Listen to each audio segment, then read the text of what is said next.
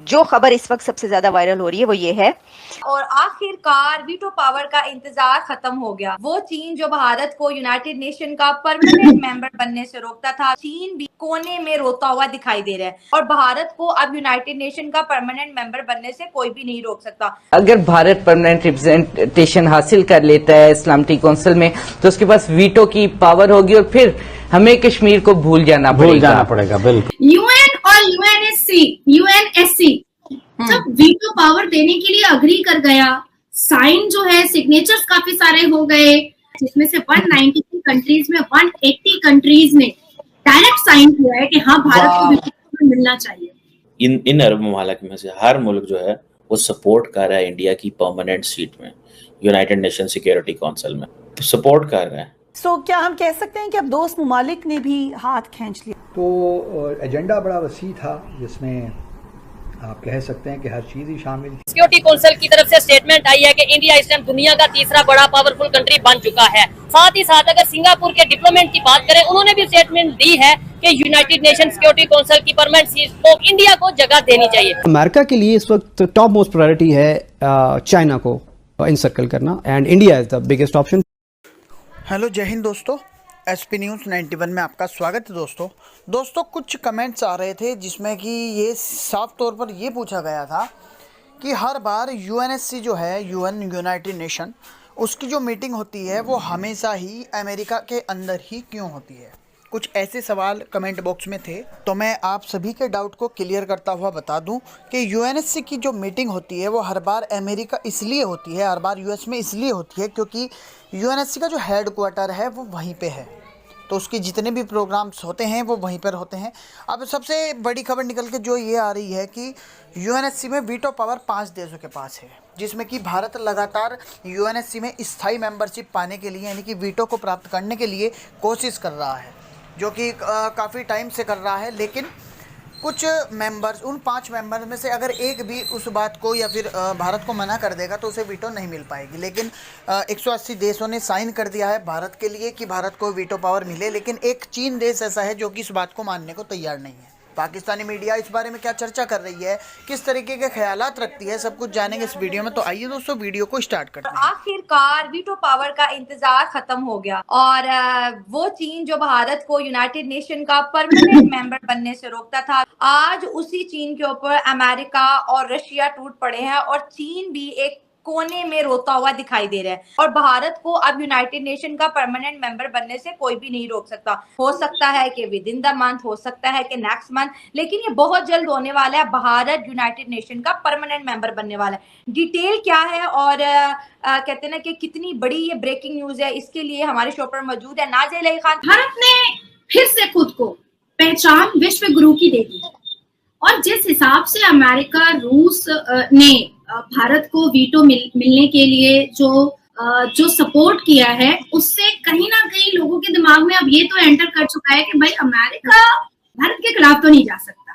तो जो लोग जैसे चाइना, जैसे पाकिस्तान एक र्यूमर स्प्रेड करने की कोशिश में लगे हुए, जैसे हमारे भारत के कुछ मुस्लिम ऑर्गेनाइजेशन भी एक र्यूमर स्प्रेड करने की कोशिश में लगे हुए थे कि अमेरिका जो है वो धीरे धीरे अब भारत से जो है ना दुश्मनी करने की कोशिश कर रहा है। अब आता है, ऐसा क्या हो गया कि आपके आका चाइना रो पड़े?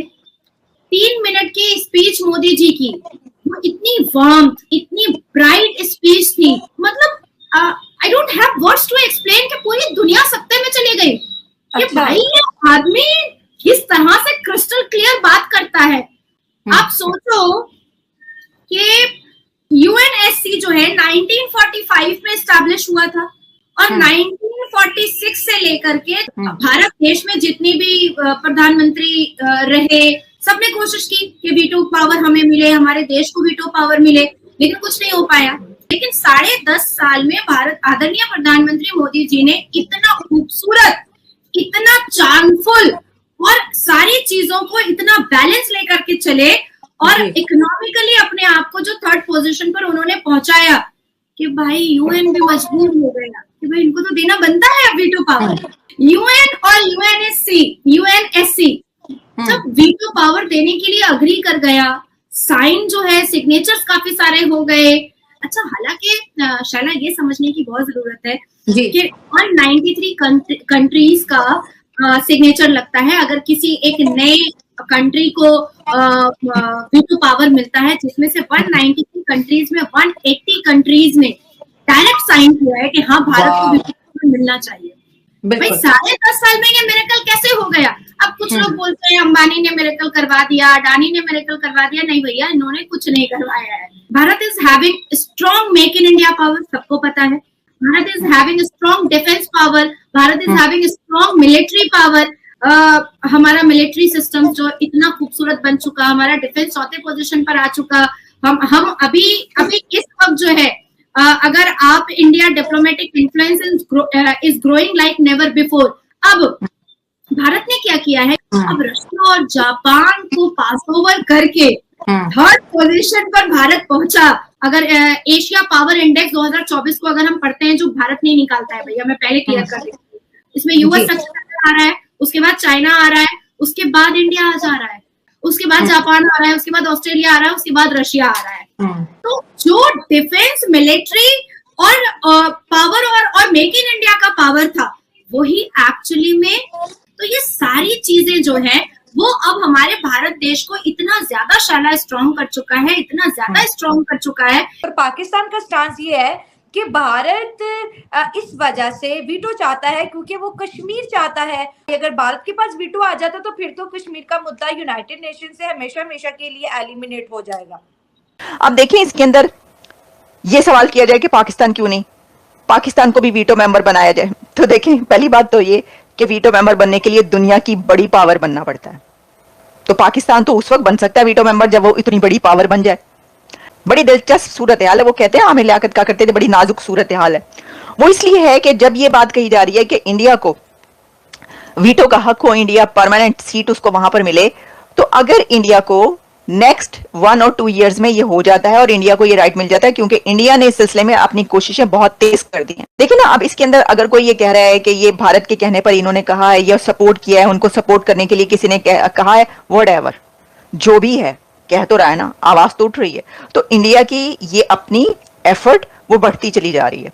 अच्छा, सिर्फ किसी को कहने की क्या जरूरत, वो तो उनके डॉक्टर जयशंकर कई बार कह चुके हैं और उनके प्राइम मिनिस्टर भी नरेंद्र मोदी साहब भी कई बार इसके ऊपर कह चुके हैं। तो ये चीजें तो उनकी अपनी तरफ से खुल के चलती रहती हैं, इसके ऊपर बाकायदा वो फाइट कर रहे हैं, जो उनकी स्टेटमेंट्स आती हैं। तो दुनिया की जो उनको सपोर्ट करेगा वो बोलेगा, वो कहेगा, ऐसे ही होता है। देखिए, लॉबिंग जो है वो तो